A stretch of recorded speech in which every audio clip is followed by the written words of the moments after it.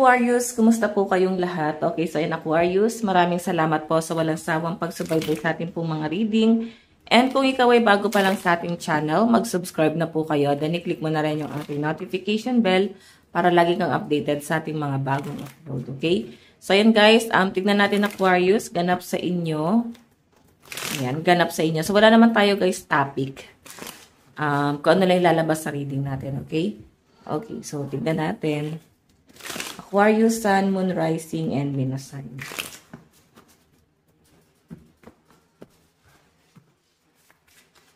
Aquarius, Sun, Moon, Rising, and Venus sign.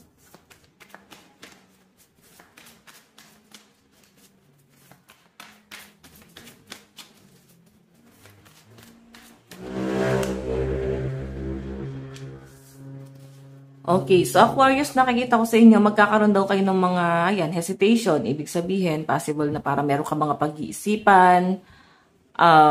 May mga plano ka na gagawin din sa, kahit na sa mga susunod na mga araw or kung kailan man to. Pwedeng kahit ngayon guys, na-experience mo siya na meron kang kailangan pag-desisyonan. Pero hindi mo pa alam, naguguluhan ka pa, ano ba talaga yung gusto mong gawin, ano ba talaga yung plano mo. Yan yung pinapakita sa akin dito guys, okay? Nagkakaroon din ng worry yung iba sa inyo. Siguro nandun ka sa point na parang mas pinipili mo or parang ano ba yung mas makakabuti. Yan ang nakikita ko sa inyo. Ano ba yung makakabuti? Ano ba yung pwedeng makaapekto? Ano ba yung magiging resulta? Ganun yung nakikita ko dito, Aquarius. Tignan pa natin guys. Meron tayong alliance. Ayan. So sinasabi lang dito guys na hindi mo naman kailangan magdesisyon ng mag-isa. So kailangan manghingi ka pa rin ng advice sa ibang tao. Kailangan, alam mo yon, at least magkaroon ka man lang ng opinion galing sa ibang tao na parang yun pa rin yung magiging basis mo or parang magbe-base ka dun sa bagay na yon na okay, may point tong bagay na to. Okay din to. So, nakikita ko rin sa mga Aquarius, ayan, may nakikita ko dito pwedeng may dati na kayong kaibigan or dati nyo nang kakilala kung ano man guys itong taong to, pero parang, ayun. Pero parang naging kakampi mo siya dati. Ganun yung pinapakita sa akin. And grabe yung connection yung dalawa. Yun nga lang guys, pwede nagkaroon kasi ng conflict sa inyong dalawa. Then ngayon parang bumabalik siya. Ang problema lang guys, mag-hesitate ka daw dito sa connection niya ulit sa taong to. Kasi nandun sa point na grabe yung trust issue na na-experience mo na sa taong to. Nasubukan mo na siya. So medyo, may pagdistansya ka na gagawin. Okay? Medyo didistansya ka sa taong yan. Parang pinatawad mo siya kung nagkaroon ng alitan. Kahit na parang pinatawad mo siya. Pero ang pinapakita kasi sa akin dito guys. Parang hanggang dun lang yon. Ayaw mo na magkaroon ng bonding pa sa inyong dalawa. Or parang lumalim pa ulit yung connection yung dalawa. Yan yung pinapakita sa akin. Kasi parang okay na yung mga Aquarius dito. Okay, masaya kayo sa buhay nyo. Masaya kayo na kahit na ganito yung buhay nyo. Simple lang pero kontento. Okay, so meron tayong good news. Ayan, meron ako nakitang paparating na good news daw po. And collaboration, pwedeng sa mga kaibigan. Pwedeng good news kasi nagkakaroon ka ng mga bagong kaibigan, bagong connection. Lumalawak ulit guys, no? Ibig sabihin, yung mga nawala sa buhay nyo, hindi nyo na sila guys kailangan. Okay, kasi pwedeng nasubukan nyo na sila guys. Alam mo yun, parang nasaktan ka na nila before. So, nakikita ko sa inyo, Aquarius, na ngayon na kung anong meron ka ngayon, ibig sabihin yun, guys, hindi ka mawawalan. Hindi ka mawawalan ng kaibigan. Ayan. Kasi parang masyado kayo, guys, friendly. Or pwede naman, guys, na hindi ko yung lumalapit sa kanila. Ikaw yung nilalapitan. Ganun yung pinapakita sa akin dito, Aquarius. Ikaw yung nilalapitan ng mga kaibigan. Or ikaw yung nilalapitan ng mga bagong kaibigan or kung ano man ang tawag mo sa kanila. Kasi ikaw, parang may pagka-introvert yung energy. So, yun yung pinapakita sa akin dito guys. Then parang masaya na rin ang mga Aquarius and sobrang kontento kayo sa kung anong meron kayo ngayon. Tignan pa natin guys. Aquarius, Sun, Moon, Rising, and Venus sign. Aquarius, Sun, Moon, Rising, and Venus. Oh, self-love, diba? Sobrang masaya kayo sa circle nyo. Like, kahit kukunti lang yung, kung ano mang meron sa circle mo, kahit maunti lang kayo dyan. Pero totoo naman. Like, yung iba naman sa inyo guys, pwedeng ang kakampi mo lang dito is yung person mo, then yung family mo. Masaya ka na sa ganun. Masaya ka na ganito kayo. Sobrang kontento yun. Nakikita ko sa energy ng mga Aquarius. Okay? Ayan. May good news guys talaga. Patungkol to guys sa mga bagong connection eh. Sa mga kaibigan. Pwedeng mga bagong ano ba tawag doon? Ayun nga, connection.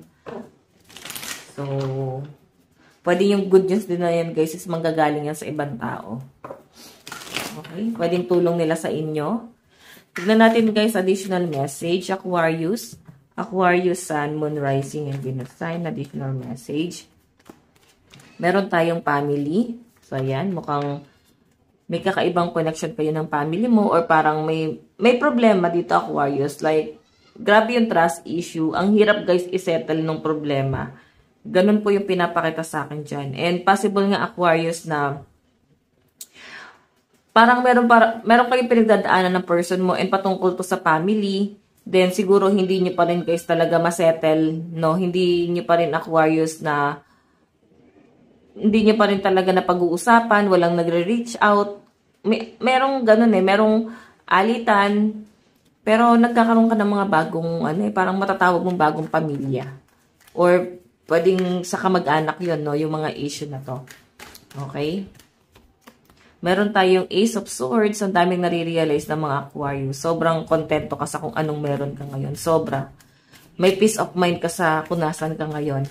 Meron tayong The World. Meron ako nakakitang dito guys. The World kasi guys is parang travel. May nakikita rin ako dito guys na ayan, possible na may travel na paparating sa inyo. And moving forward, no, ibig sabihin, kung may mga issue kayo sa past, sa family, sinasabi dito na parang kailangan nyo na siguro guys mag-move on. Kailangan nyo ng kalimutan yan. Kailangan nyo ng tanggapin na nangyari na yung mga bagay na yon. So, ang kailangan nyo na lang gawin is parang magpatuloy sa buhay.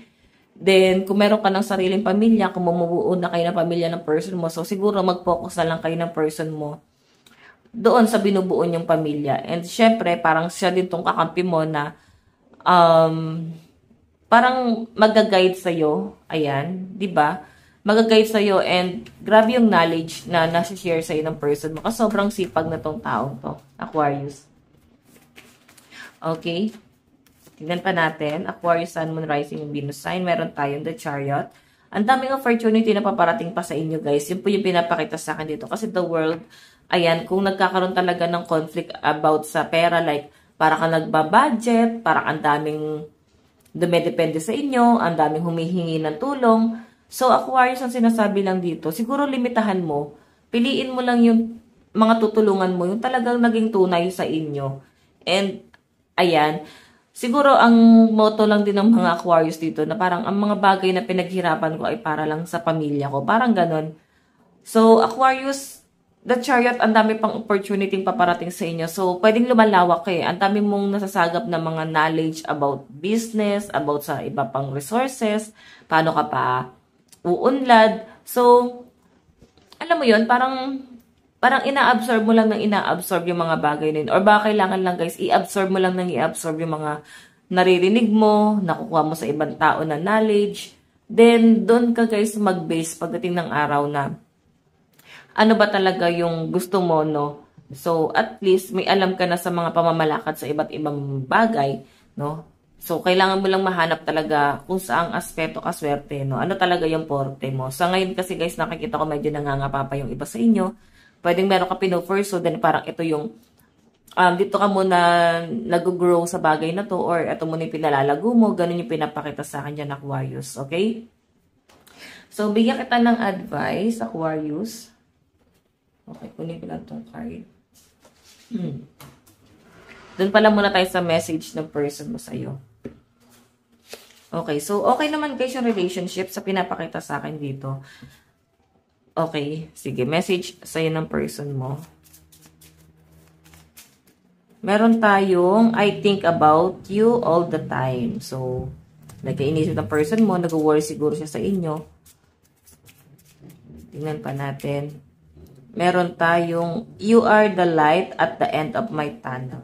So, ibig sabihin, nung panahong down na Aquarius itong taong to, ikaw yung nandiyan at parang sumaklolo sa kanya. Ikaw yung, parang tumulong sa kanya para maabot niya yung isa sa mga pinapangarap niya. Okay? Or ma-achieve niya yung isa sa mga gusto niyang ma-achieve sa buhay niya. Advice para sa inyo, meron tayong let your inner fire warm you, not burn you. So, sabi ko sa inyo guys, yung mga bad experience mo, gamitin mo siya para ma-motivate ka, hindi para lalo ka malugmok dyan sa bagay na yan. So, Aquarius, ito lang po ang inyong reading. Maraming salamat po. God bless and love you all. Bye-bye.